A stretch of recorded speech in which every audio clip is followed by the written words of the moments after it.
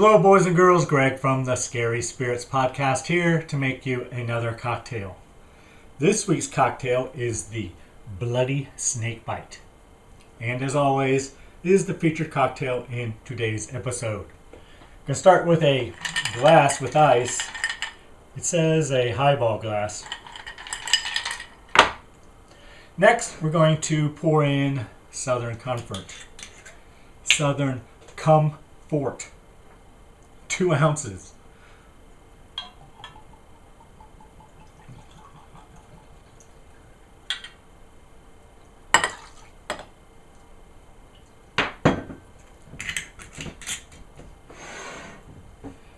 Next, cranberry juice. I'm using diet cran because I'm healthy.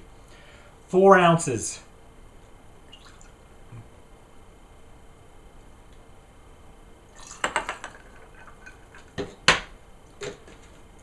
Make a mess while you're at it. Finally, Rose's lime juice. A splash.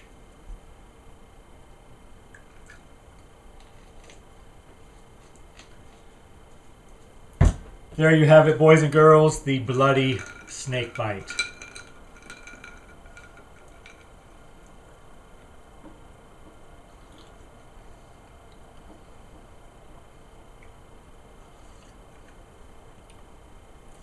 That's pretty good. Yeah, I like it. Thanks for watching. Hope you enjoy the podcast. See ya. Sometimes you're just lucky. Like when the archaeological dig site you've been searching for is right outside your tent door after a massive sandstorm. Or you join a search party that finds its lost target in less than 24 hours. Or your husband goes into a cursed mummy's tomb and you don't. All of which happened in this week's episode of the Scary Spirits podcast, 1967's The Mummy Shroud. Maybe hindsight is 20/20. But at this point, I think we all now know better than to desecrate an ancient Egyptian tomb. But back in 1920, who knows? All I can tell you is that Barbara is absolutely thrilled that her overbearing husband is facing certain death after entering the cursed tomb. Gleeful, actually. Just goes to show you that karma may come in different forms, but she always shows up. Cheers! Welcome to the Scary Spirits podcast. Please be advised that the presenters may use adult language and/or discuss adult situations. This podcast is not intended for younger listeners or those that may be easily offended. So, if you're ready, let's go.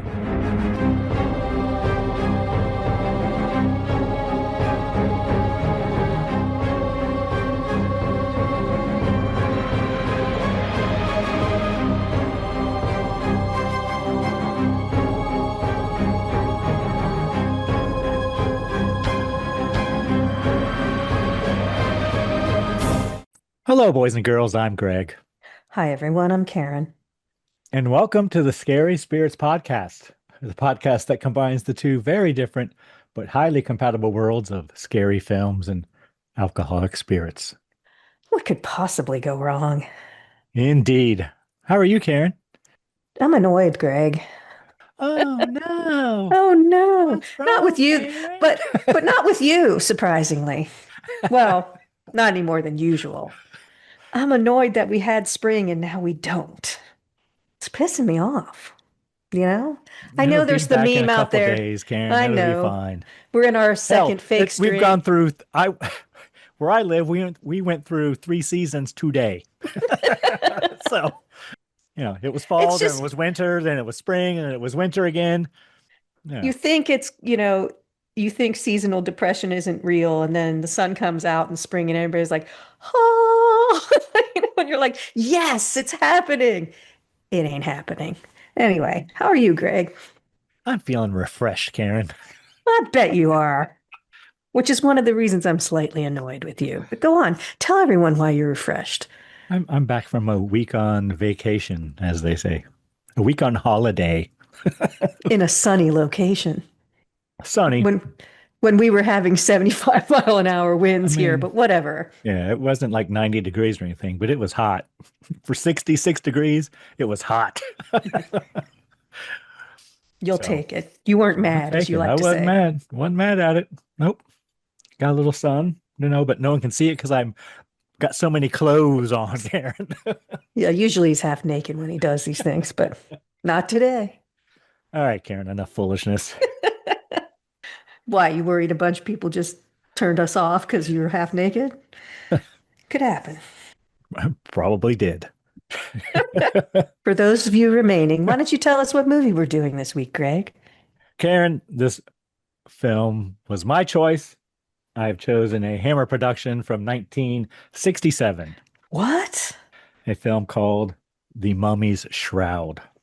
And you chose it because? Well, Karen, The Mummy's Shroud was released on March 15th. And this episode goes live on March 18th, 2026. So, yeah, what is that, Karen? Like 51 years or something like that? I think it's a little more than that. Well, 1967? Yeah. It's getting closer to 60 years. Oh, okay. Math. It would be what, 58, right? 57, something like that. 59, probably. No, we just lost all the people who had a brain. There's no one left, Greg. Yeah, I'm right. Yeah, 59. 59. Yeah. 67, 26. I know, because it's really hard. Crazy. Math is hard. So yeah, happy birthday, The Mummy's Shroud. I have a cocktail to go along with it, Karen, in case you wanted to have a beverage while we discuss this film. Praise the Lord. What do you got? Karen, this is between you and I. Let's not bring him into it. The drink I have is a cocktail called the Bloody Snakebite. Very nicely done, I have to admit. Thank you. Had you seen this movie before? I had not. Oh.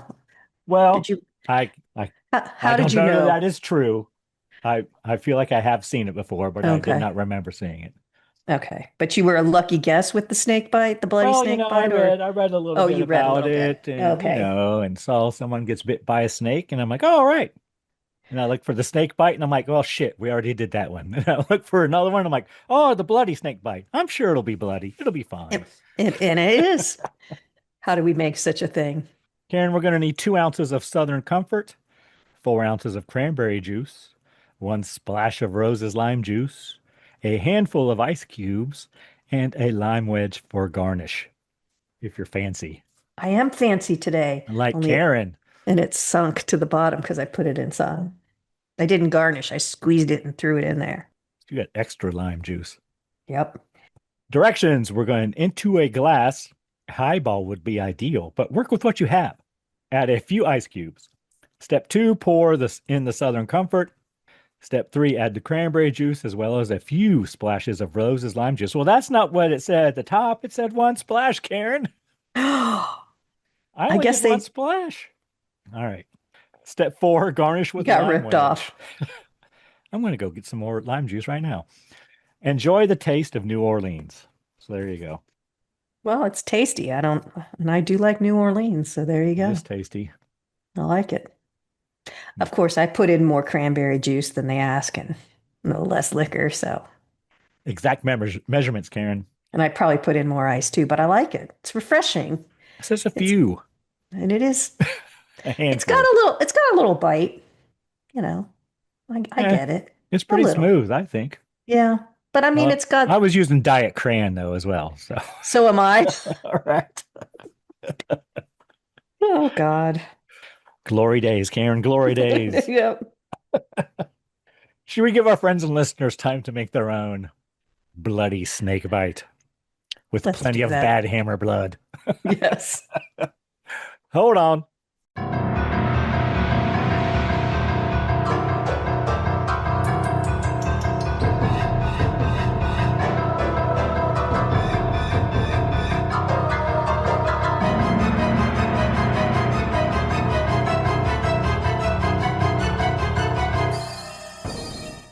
And we're back.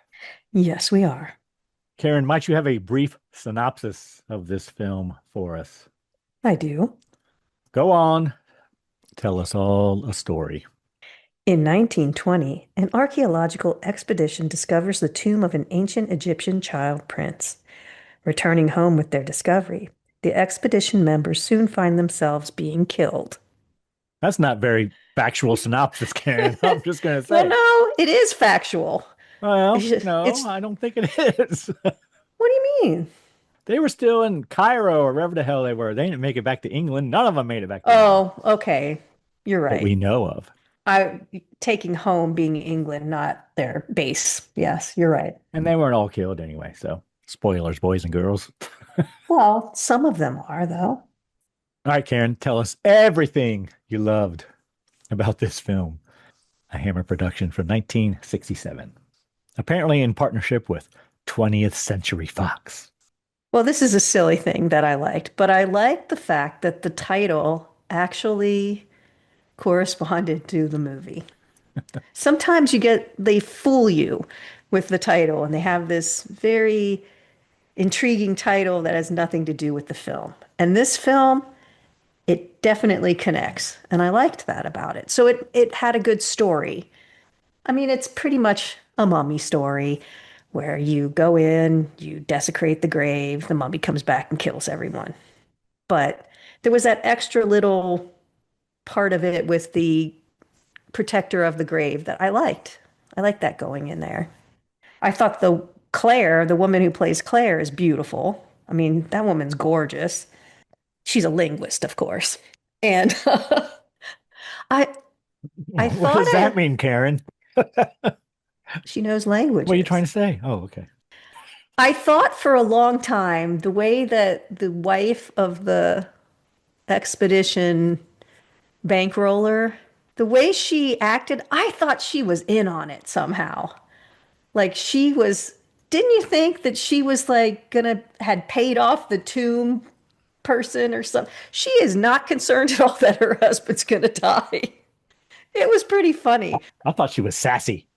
I thought she was like, honest to God, Yeah, there paying she off is. the protector of the tomb. But alas, no, I was wrong. So I thought I was going to like that twist at the end, but it wasn't there. Sets are good. Costumes were good. It's a Hammer thing, but it's a pretty typical mummy. There was nothing excellent about it, but there was nothing bad. Is there anything that you liked? Quit looking at the Hammer Glamour book and get back on track. Stay on target. Stay on target. I'm sorry I did not look it up beforehand. That's why I'm looking up now. Hastily. My apologies. Is Claire in the Hammer Glamour book? Two of the women in this film are in the Hammer Glamour book, but they're in the back in the very last pages of also starring. They did not have their own Ah, chapter, so to say. the mother, or the wife and the linguist, or Yes, yes, exactly. okay. Well, that's interesting. So the first thing I wrote down about what I like, Karen, is it's got Hammer stuff. It's got all the Hammer stuff. We got good effects, we got good shots, Yeah, there are some nice shots in it. we have nice lighting, I wrote. There are some nice lighting moments there. And it's got Michael Ripper. And I think he is fantastic in this film. All the Hammer stuff. I'm sorry, which one is he? Michael Ripper. Yeah, I don't. He's the one that's almost in every Hammer film we see. In this film, he was Long Barrow, The assistant. the publicist, or whatever the hell he is supposed to Yeah. be, yes. But he's usually like a cop or, a townsfolk or Okay. whatever. But he's in them all. And this is his piece de la resistance, Karen. Were you mentioning him and making me think about it? They did make it real. They were all sweating all the time in this movie. And, they're making it realistic that it's Egypt in the 20s, no air conditioning. They were sweating. Is that all you got? That's all I got, Karen. It does have a good story, too. I agree. There's a little bit more there than a Yeah, typical it's mummy not film. your typical mummy thing. It's, Well, it is, but there's a little bit more there. and there's a female scientist, linguist. So, She's a linguist, but whatever. I think the effect with the crystal ball where the clairvoyance looking into it was pretty good. I like that. I like when there's a curse on the mummy's tomb because they shouldn't have gone Well, in there's there. always a curse on the I know, mummy's but tomb, Karen. they shouldn't be doing that, you know? So good on the ancient Egyptians for giving them hell in the later days for stealing all their shit. Is there anything you did not particularly enjoy, Karen? Anything that irked you? I would have liked to have known why Barbara was so mad at her husband. Like why she Well, was so he's a dick, Karen. he is a dick, but it's like there's a story there that Duh. we didn't hear about. But she's just like, oh my, he's like, oh And my it's probably God. her money. Yeah, that's probably, but he's like, oh my God, they're killing everyone who went in the tomb, and I'm gonna leave right now. Pack your things, and she's just pouring her tea. She's like, well, I didn't go in the tomb. That's It's right. just like, you go, Barbara. It's your problem, not mine. Yeah, you go, girl. I'm enjoying my vacation. Yeah, I think I'll stay. Just pouring her a cup of tea. I don't really have anything that I didn't like. I mean, I don't really, I think it was what I expected it to be. I wasn't disappointed by it. It's a mummy film. I like that they put the extra bit in there, so I didn't sit there and think this is just the plot of every single mummy film I've ever seen. Even the ones that are made now, even though they're more elaborate, they're the same plot. So it wasn't like the mummy came alive, fell in love with the girl, tried to drag the girl off, the girl has to be rescued. This was different than that, and I like that It a is. lot. And actually, if you look at stills, promotional stills from the film that were, released at the time, there are quite a few of the mummy carrying the beautiful linguist.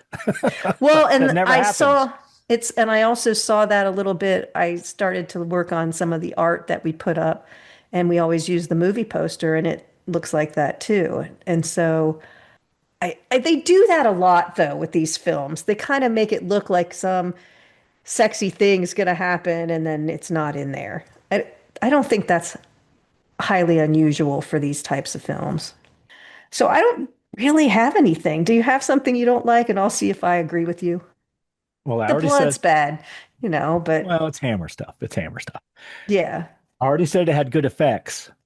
The thing I didn't like is the mummy mask. The mummy, you could see the zipper on the back of the costume too. I didn't notice any of that shit, but I noticed the mask he was wearing. It annoyed me. Okay, that's a good start because the way he walked too, he just walked like he was in a tracksuit. Like, how usually they kind of shuffle? He just walked. This is a Which very original looking mummy. He's got some embellishments and whatnot. He's not And his all, eyeballs were good. oh yeah, that part was really good. And I make note of it. I make note of it when when we go Although I through it. don't know if the servant had blue eyes. I couldn't see at the beginning, but I think they're drained of their color because he's dead. So, but I didn't like anything the else? mask. It had like the cheekbones, like the lines going down. I didn't like it. That's pretty nitpicky though. It is. And Yeah, if I really wanted to get nitpicky, I thought the corpse of the boy king was pretty good. it When I first was. saw it, I'm like, well, that's pretty good. But the more they showed it, I'm like, well, it's yeah, it's okay. I thought it was good. It was good. I have done better for my Halloween display, Karen, but it's fine. It's pretty good. It's something about, I don't know what they used, but the whatever to use to cover it, and it had a weird texture. That's all I'm going to say. It looked more like serpent skin or something. It looked like it had scales. But other than Well, that, you had it's to really be looking for that shit to see it's it. the But mummification process. which is what I would do. I'd be looking for that shit. And I was upset that there wasn't, any, sex and nudity, Karen. There's no real hammer glamour girls in it. There's attractive women, but you know, They're decoration. There's no real reason for them to be there. well, I Well, think there is. either I think they're both important to the story. do you? Because I don't think I they are do. at all. Yeah, I think they There's are. not a love connection for Claire. I mean, there's So sort of. Well, no, I'm saying there's no she's the like. linguist. She's the one that's got to read all the hieroglyphs. I guess she could read it at the end that she was important. She knew what she was reading. She was just didn't Barbara want didn't to. need to be there, except Yeah, for she did. comic relief for me. Did. I liked Barbara. Oh, I loved her. I thought she was fantastic. But that's all I got. I got nothing else bad about it. No, I think it's The blood, hammer blood, whatever. It's pretty much what you think it's going to be. It's even, I think it's just even a little better than I thought it was going to be. Such a good. I mean, My bar was not set high because, but it passed my expectations. So I think that's why I'm all glowy about it. cave wasn't great, but Oh, okay. So yeah, let's do that. So there is one thing.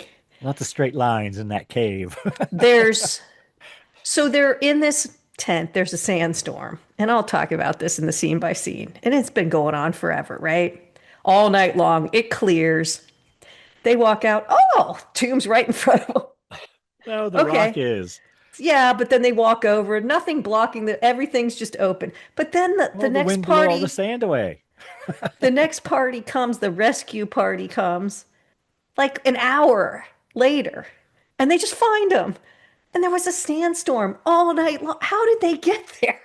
It's just like there's continuity things that just seem a little, they move the story along. That's what it's meant to be, but there's no obstruction when they walk in the cave. It's just I'm like, they don't even have to move a rock or anything. But Yeah, they again, did. They had nitpick. to cut that perfect square out of the stone, Karen. Do you That's when they remember got that? inside, but there was nothing blocking the entrance. I know, but like I said, there's lots of straight lines in that entrance as well. So whatever. I'm being nitpicky. What kind of cocktail rating would you like to give this film, Karen? I think it's a 3. It's If a it was in the if it was only mummy films that we'd seen, I'd give it a 2 if we were just doing in the mummy genre, but it's a 3.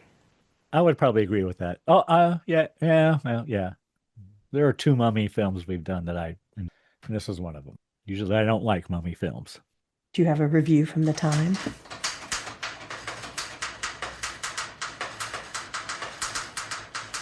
I do, Karen. Awesome. First, I have to tell you, Oh, this has a Lord. 5.5 out of 10 on IMDb, a 21% on Rotten Tomatoes. 21%? Really? That's what it says right here, Karen. I don't know. See, because they strayed from the method. What do you think Google users say, Karen? I'm gonna say 66%. 90%, Karen. Oh, see? Our Google users come through. The review I have is from Film Quarterly, written by Dan Bates in the Winter 67-68 edition. The Mummy's Shroud. Violence is as American as cherry pie, says H. Rat Brown. You know who H. Rat Brown is, Karen? No. I don't either, but apparently he was popular in 1960s. No better demonstration of just how American than in the British horror films made specifically for saturation distribution in this country by Hammer 7 Arts. Most of the imagine that went into John Gilling's script and direction for this pathetic plod through Pharaoh land seems to have been spent on devising successfully more repulsive ways for the mummy, a rather cheaply made up creation when stood alongside our own Lon Chaney Jr. Take that, Britain, to do in his victim. Andrew Morell's head is crushed in the vice of the mummy's stone hands. An amateur photographer is bathed in his own acid. Michael Ripper is hurled from a high window to be dashed on the pavement below. John Phillips's head is rammed into a stone wall, and so on. And the mummy, responding ultimately to the sacred words of life and death, crumbles himself to bits before our very eyes in glorious deluxe color.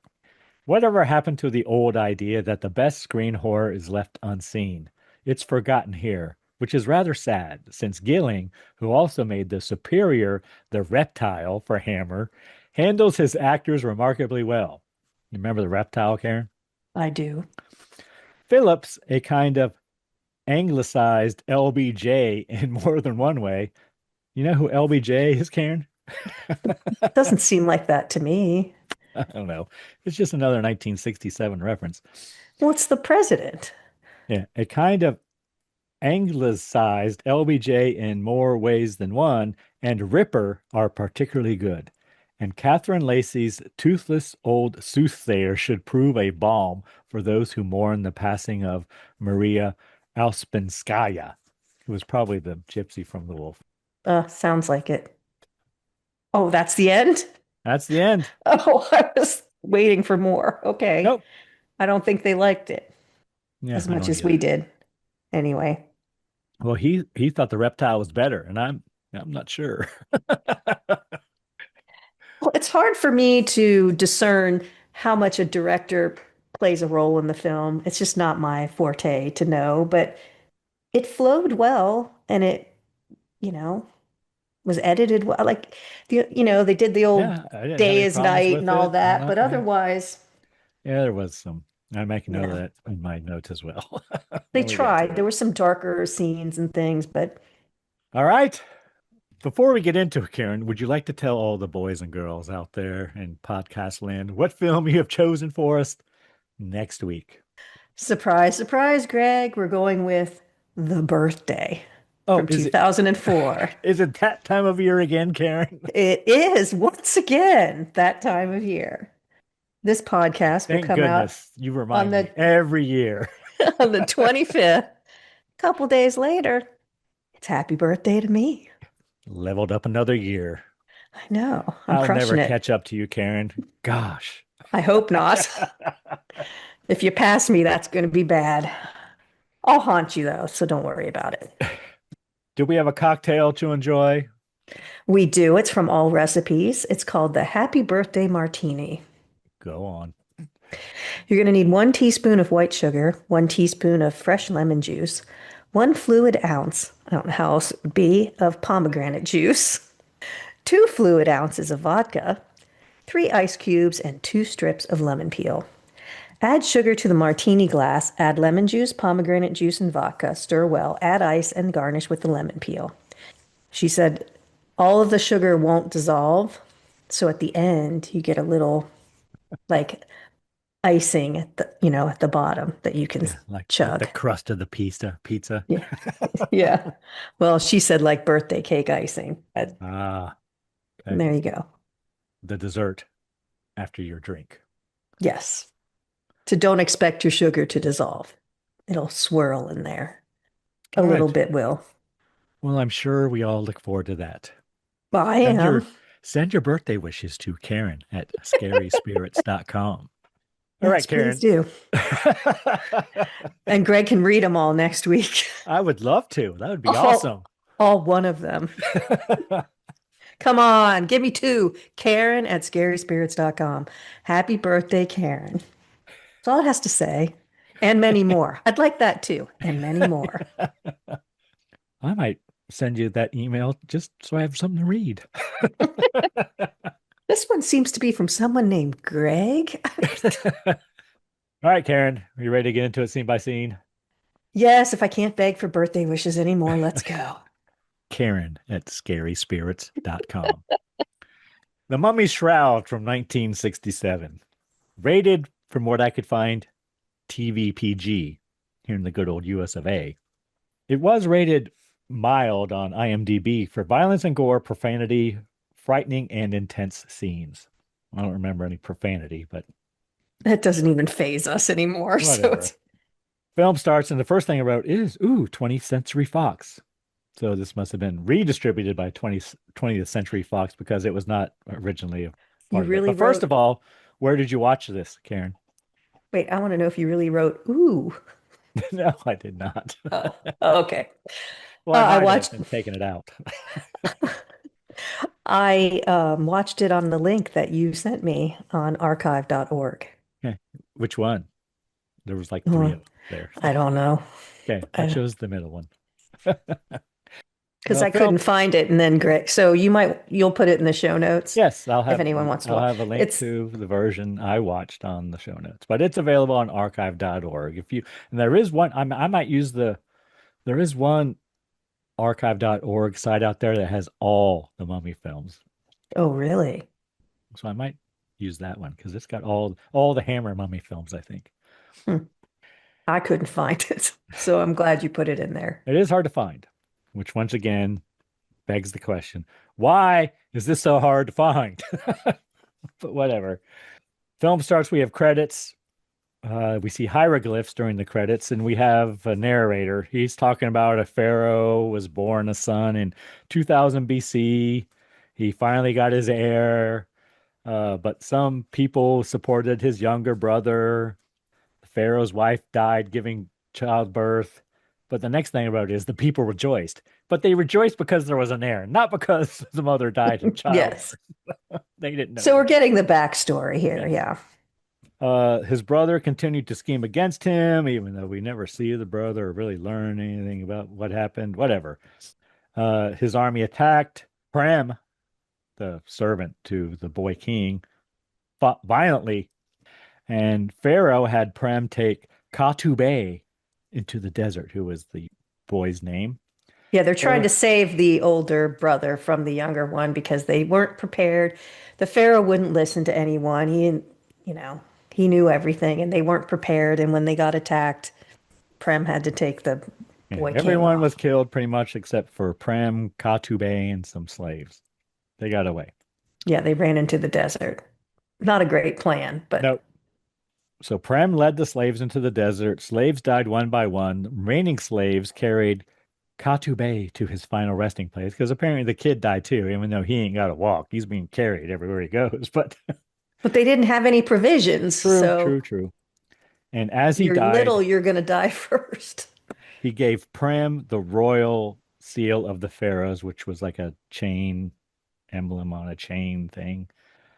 Prem covered the boy's body with the sacred shroud, and Prem recorded the time and the place in a stone. Yes. Credits.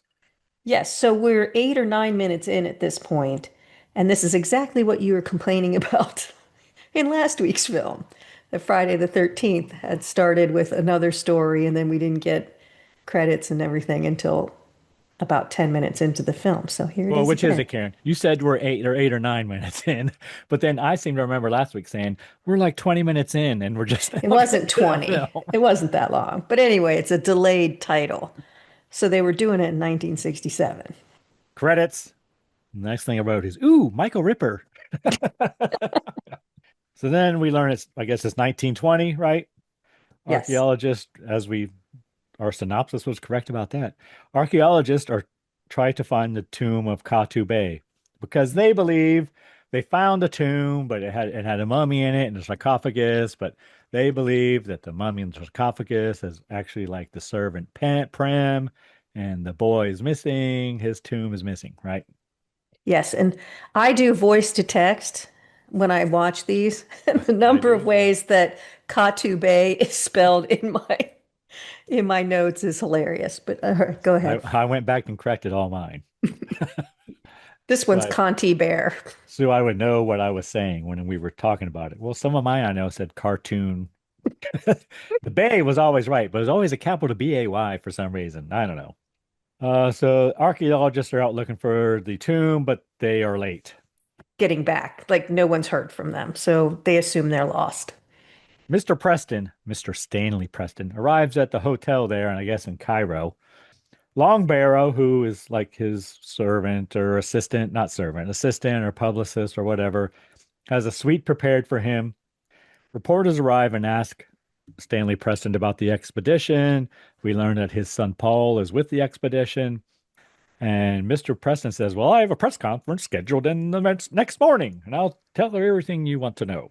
Yes, so his assistant has been in Egypt for a while. He's more like his liaison with Egypt or something. He has to make sure Mr. Preston's all happy.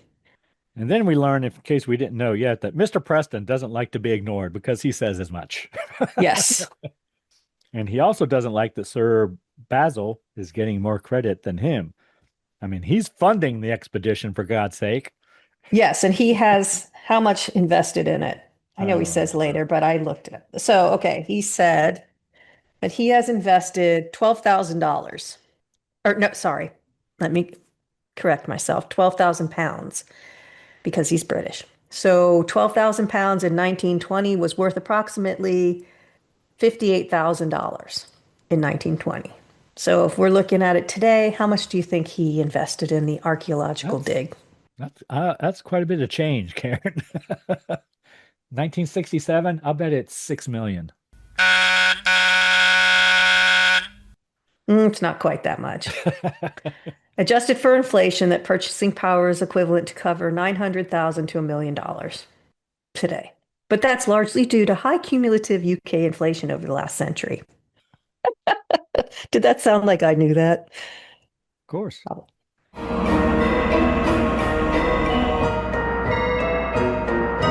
You've just listened to half of this week's episode. Are you loving it? If so, can you do us a big favor and leave a review wherever you listen? Reviews help us grow the podcast. We just want to say thanks so much for your support. Now let's get back to the good stuff.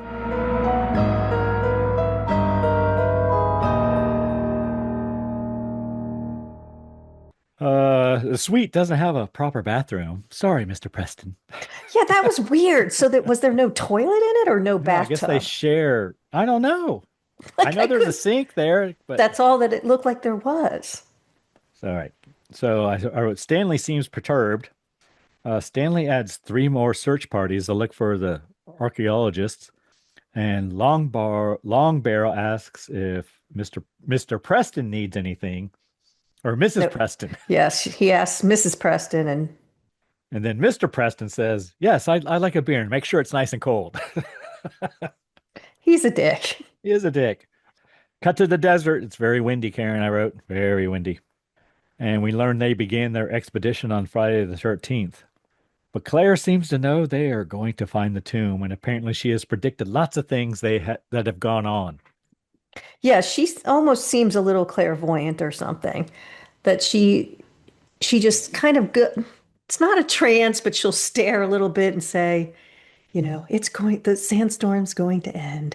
We shouldn't have left on the 13th. She has all these predictions that come true. And Claire, the linguist, is played by Maggie Kimberly. And as I said, she's in the also starring section of the Hammer Glamour book, actually on page 157. She's beautiful, I thought. It writes, Maggie Simmons was a model and actress whose parents owned Molly's Cafe near L Street Studios in Borehamwood. Maggie's life was transformed when she married the 4th Earl of Kimberley in 1961. Hence her name, Maggie Kimberly, I guess. The couple divorced in 1965, after which she resumed her acting career with a slightly different spelling of her married name. In 1966, she played the posh linguist in The Mummy's Shroud. Her name is Claire de Sangre, apparently, in The Mummy's Shroud, and stripped to her bra for publicity shots showing her menaced by the bandaged fiend, which never happens in the film. No, it does not. Saying. Yeah. She made her final film appearance in Witchfinder General and now lives in Florida. Well, we've seen that. Yeah. She looks like a model. There is a funny transition to back up just a little bit, when they're in the hotel room or the suite and Mr. Preston looks out and he goes, oh, you can't, because they said, you can see the desert. He goes, you can't see the desert from here. He says, how do you get lost in the desert? And they cut to the sandstorm. It was funny. Anyway, they're in the tent in the sandstorm. Was where Sir Basil thinks they are only a couple miles away from the rock, but the farther they go, the further away they get from their oasis, where their water is. And they are running short on water. Claire knows they will find the tomb and that they will survive the desert. Only once they get out of the desert is when they face the real danger. Yeah, so if they have enough water to make it back to the oasis, but if they go forward, they may not find any more water. But did you know that an oasis forms in a desert when underground water sources such as aquifers or springs reach the surface, creating a fertile area? Well, everybody knows that, Karen. Yes, these act as natural water sources, often located in low-lying areas where the water table rises to meet the surface, or where geological features like faults or bedrock force water upward. Once the water's there, the vegetation can grow. The plant life that is usually there are date palms, grasses, and shrubs, anchoring the soil and aiding in moisture. So once it's there, everything gets anchored and can stay for a while. So then we cut to Stanley's press conference. But Claire's predicting everything. Yes, that's going to happen. Yeah, Stanley's at his press conference. Mummy who has been found, he believes, is Prem, not Katu Bay. Stanley Preston reluctantly agrees to join one of the search parties because the reporters guilt him into it. Yeah, and his wife is like, "Of course you will." Like, He tells Longbarrow to be sure he is with the best search party, with the the best one with guide. and all the provisions. Back in the desert, the wind stops. They walk out of the tent to find the rock where Prem recorded everything. Right outside their tent. They try to decipher the hieroglyphics. Well, the wind blew it all the sand away, Karen. It's been Okay. revealed. Okay. They're not miles from it, though. They're 20 feet. True. They get the guns and water from the tent and proceed. They find a cave. Paul Preston lights the lantern. So I'm just learning who everyone is. That's Paul. Okay. And they investigate.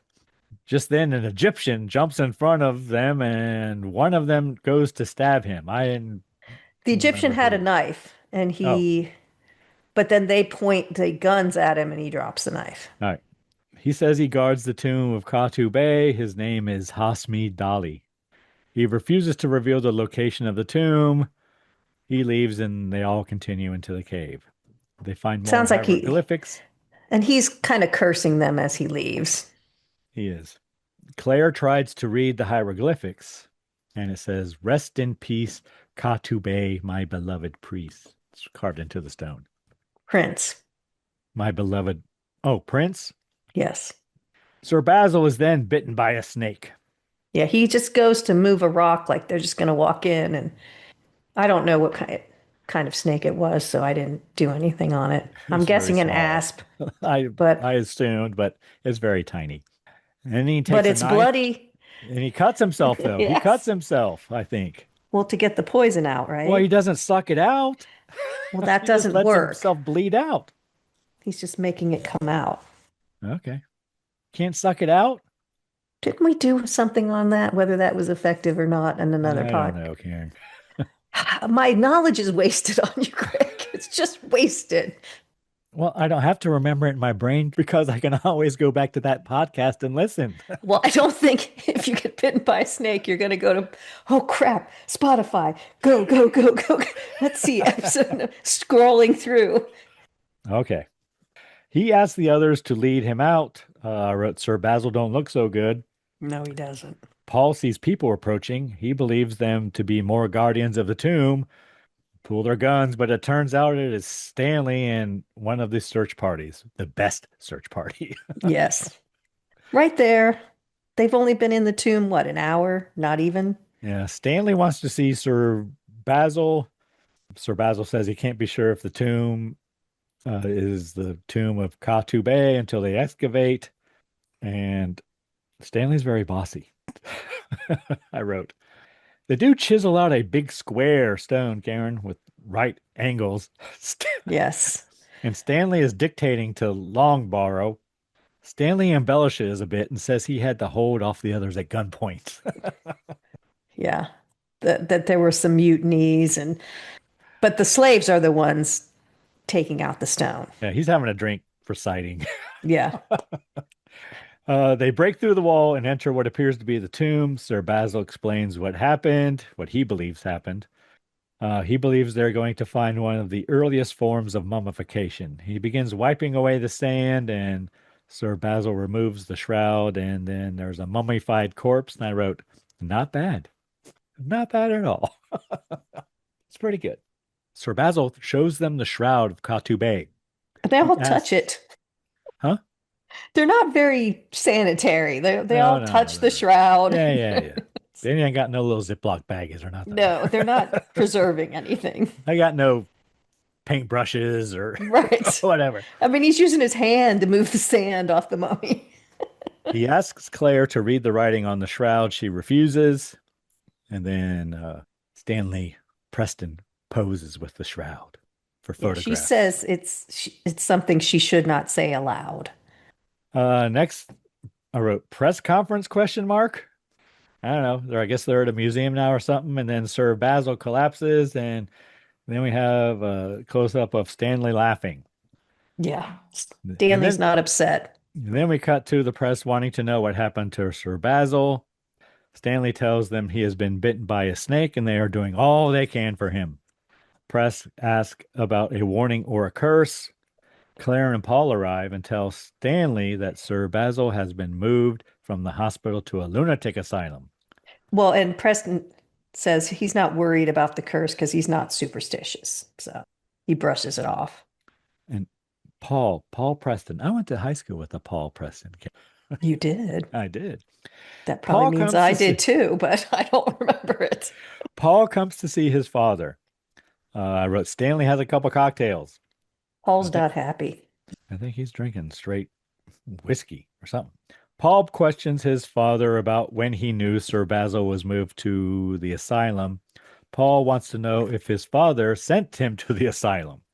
Paul thinks that his father got rid of Sir Basil because he would steal his father's thunder. Paul said he is going to the asylum to get Sir Basil out. As he's leaving, the inspector is at the door and says, "No need. Sir Basil has escaped the asylum." Of course he has.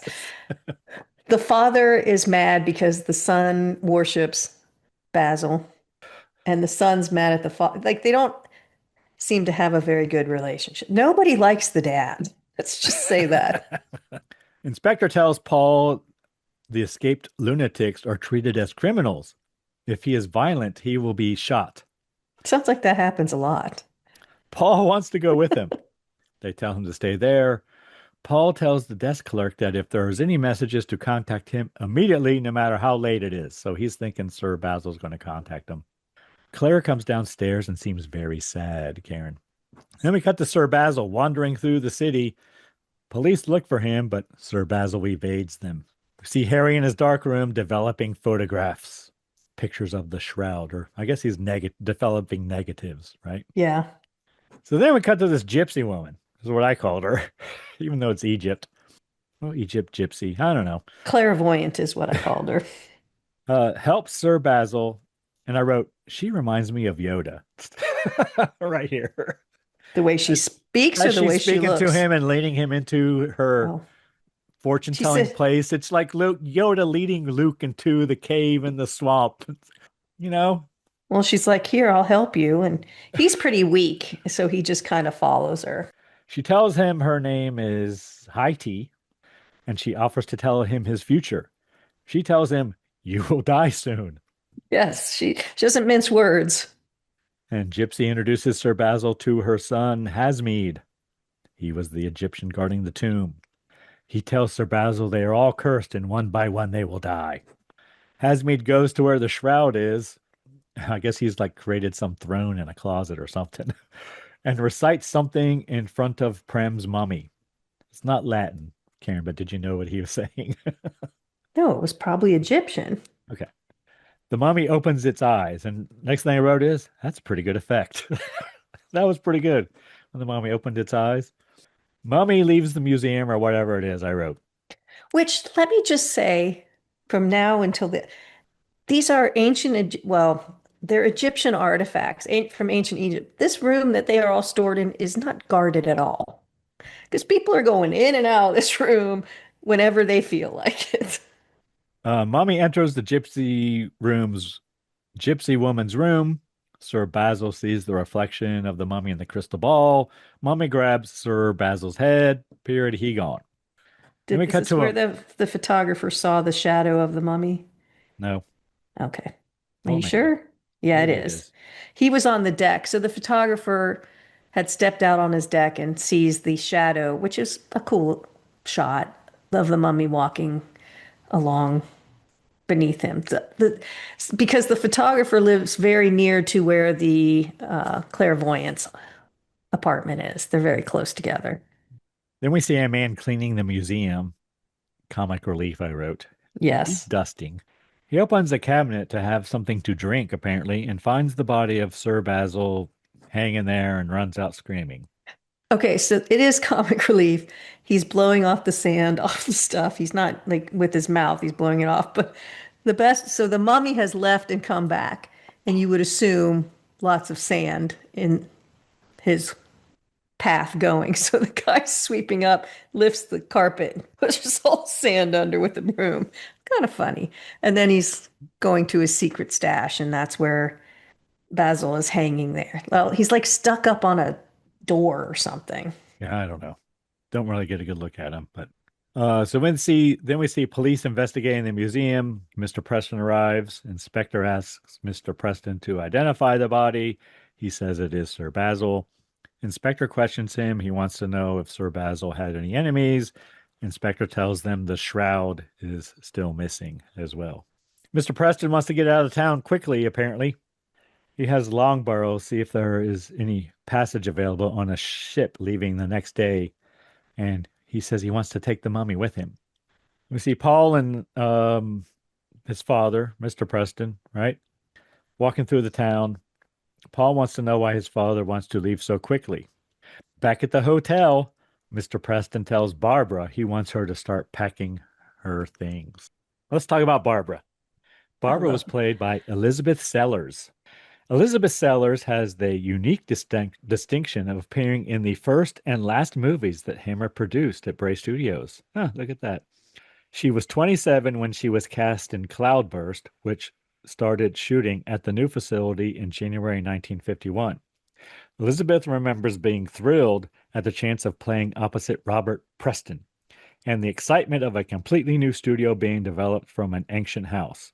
She returned to Bray in September 1966 to play the wife of doomed industrialist Stanley Preston in The Mummy's Shroud. Her other notable roles include The Barefoot Contessa and A Voyage Round My Father. She's more of a classic beauty, I'd say. More of a Fay Wray type. I just liked her role and how she played it. I did too. Inspector arrives and tells Mr. Preston until the investigation is finished, he wants him to stay in town. Mr. Preston says he's going to leave as soon as possible. Inspector says, then I will be forced to arrest you. And our prisons aren't like your prisons, he basically says. Claire asks Harry to see a negative of the photo of the shroud. They pass the gypsy woman in the streets, and gypsy woman gives Claire a card asking her to meet her. Okay, so I know we've kind of talked about this before, but she does say on the card, it says clairvoyant, right? And that refers to the clear seeing of information about distant, past, or future events, persons, or objects without using normal senses. Often described as a mental projector screen, it manifests through vivid dreams, psychic vision, symbols, or emotional energy readings. It is considered a form of ESP. So there's precognition, which is perceiving or predicting future events, retrocognition, seeing or knowing about past events, or remote viewing, perceiving contemporary events or locations far away. She seems to have all of those things in her special little. She has a crystal ball and she can see the past and she can see the present.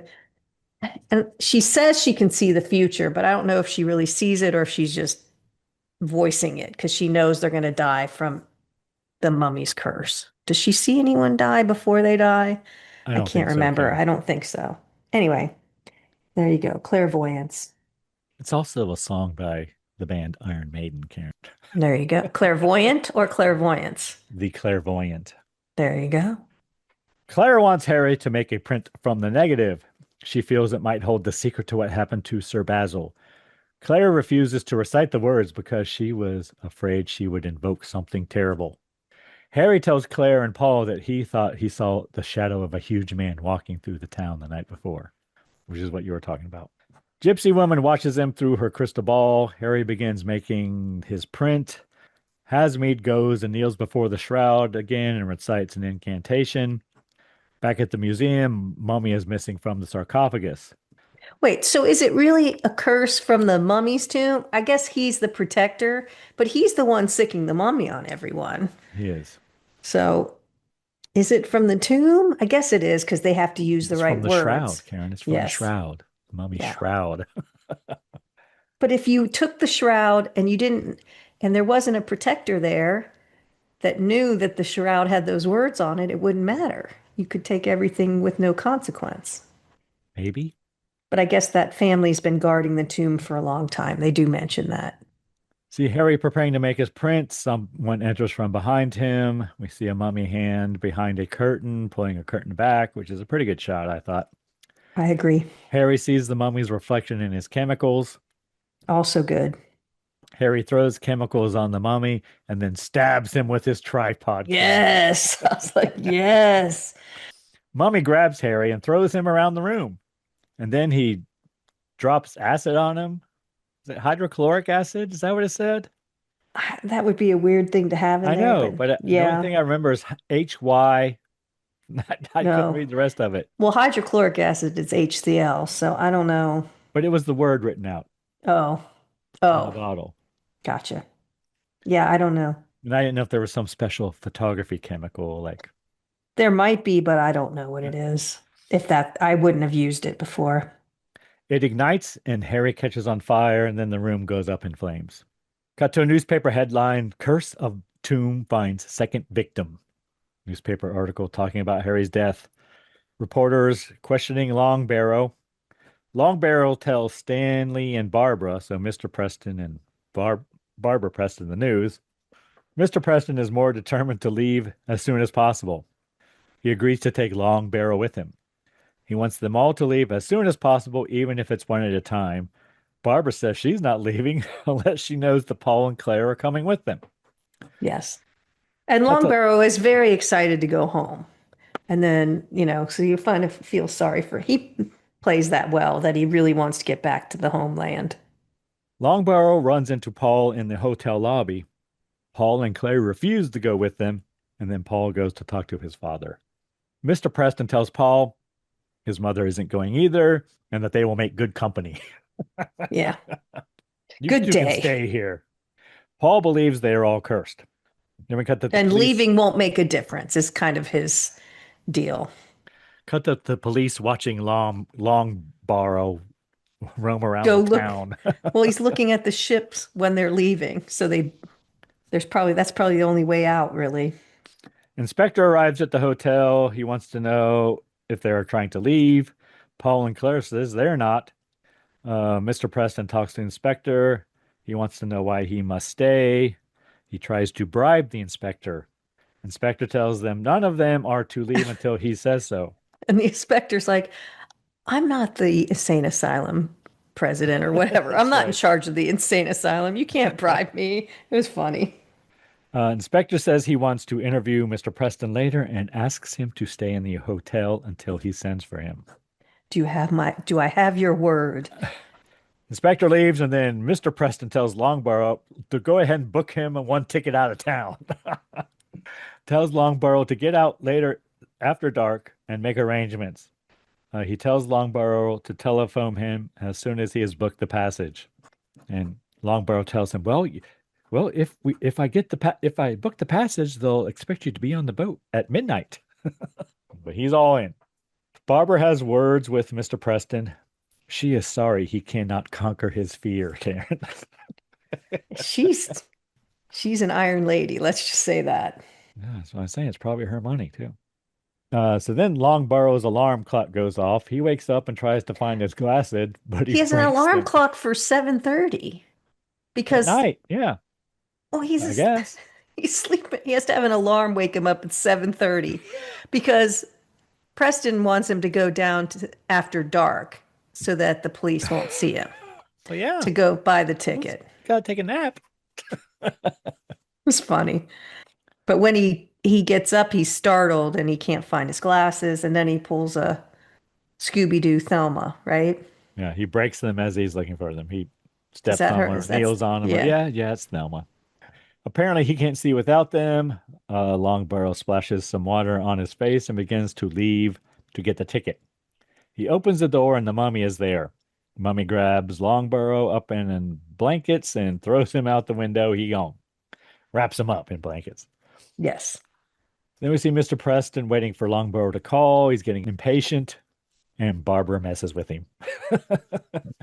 I don't know what she says, but that's what she's doing. Then we see the gypsy watching Mr. Preston through her crystal ball. Mr. Preston pours himself a drink and his hand shakes. And Barbara really likes watching that. Finally, he goes to leave because it's almost midnight. He tells Barbara when he gets back to England, he will send for her. And then he goes and kisses her on the forehead and leaves. So then the gypsy and her son watch in the crystal ball. Hasmead follows Mr. Preston through the city. And I wrote bad night filter. Yeah, it's bad there. Hasmead runs into Mr. Preston and He says his brother will get him to the boat for 20 pounds. They negotiate a price here. He's a carriage, whatever. Hosmead goes to the shroud and recites another incantation. Mr. Preston sits and waits.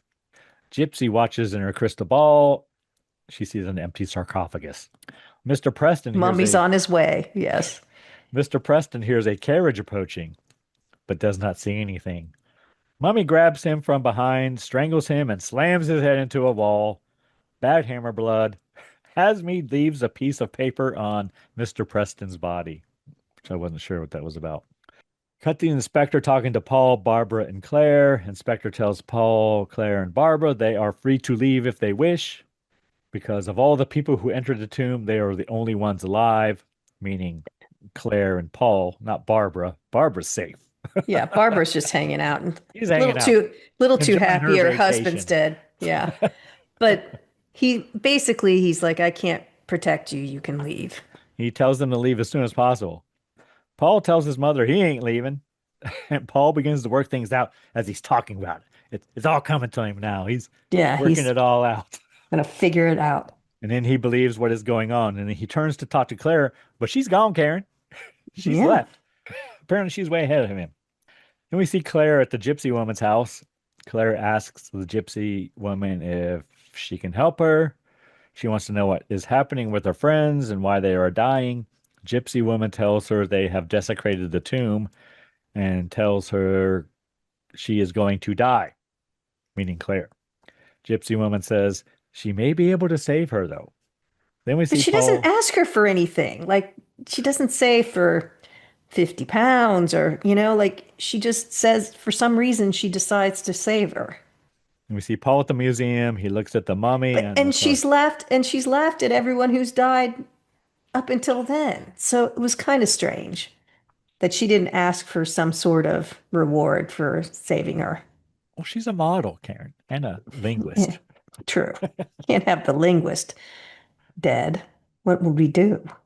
Paul at the museum, he looks at the mummy and the sarcophagus. It appears to have fresh blood on its hands. The mummy in the sarcophagus. Paul runs out. Claire asks the gypsy how the words of death can have such power. Gypsy tells Claire she will ask for forgiveness from Prem. Claire repeats back what the gypsy woman tells her to say in the language of the pharaohs, Karen. I guess that's why she needs to be the linguist, so she can speak the words properly. And we suddenly cut to Claire in the museum. Hosmead tells the mummy of Prem to kill Claire. Paul and the inspector run in. Mummy grabs Paul. Inspector shoots the mummy. Mummy proceeds towards Paul. Paul takes an axe from the wall and stabs the mummy in the shoulder. Inspector fires another shot at the mummy. Paul tells Claire to recite the apology. Hosmead laughs and says, only he who holds the shroud can recite the apology. That was not a good detail to let out at that moment. Oh, but he says only he who holds. So does that mean that only a male can hold the shroud and recite the apology? Apparently not. Oh, okay. But Inspector shoots Hosmead. Claire grabs the shroud and recites the apology. Mummy crumbles to dust. Next thing I wrote is another pretty good effect. That was pretty good. I know how they when he did was it, shooting at the mummy, I was like, isn't that going to go straight through the mummy and right into Paul? But I guess the mummy there's had enough stuff in there to 1920 bullets, Okay. They didn't have 44 magnums in 1920, Karen. They probably did, but I don't know. They put the shroud back on the body of Claire Patu does. Bey. Yeah, so she is respectful. Claire does? Okay. Yeah. Credits. The end. All right, Karen, what did you think of the bloody snakebite cocktail? I like it. It is pretty good. Yeah. Mine I like evaporated. lime and cranberry juice together. I would drink that on the daily without the Southern Comfort. Well, we've had other recipes that call for Southern Comfort, but I think this is the first one I actually stopped and bought Southern Comfort. All the other ones, I just used some whiskey I had. Right. Which, in truth, was probably better grade whiskey than Southern Comfort. But I like this. I might have some Southern Comfort later, see if I like it straight. See, look at you learning. Broadening my horizons, Karen. Yeah. Well, that's what we do here, Greg. We broaden horizons with movies and drinks and knowledge. Anything we learned today, Karen? Speaking of knowledge, we learned what clairvoyants do, how an oasis is formed, what 12,000 pounds in 1920 is worth today. I think you got a Star Wars and an Iron Maiden reference in. And we learned a little about Maggie Kimberly and Elizabeth Sellers, the two Hammer Glamour girls in this film.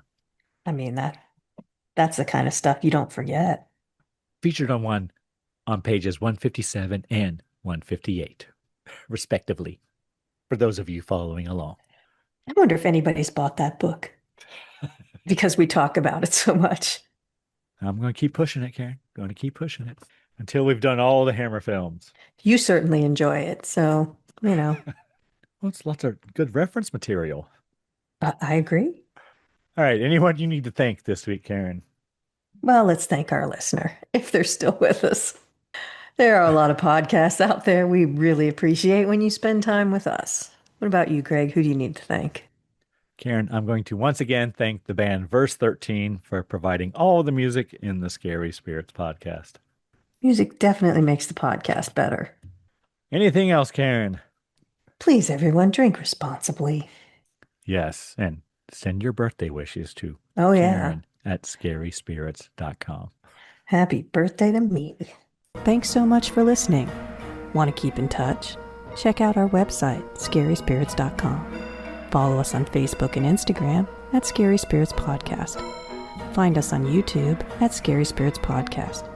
If you have questions or comments, you can email us at info@scaryspirits.com.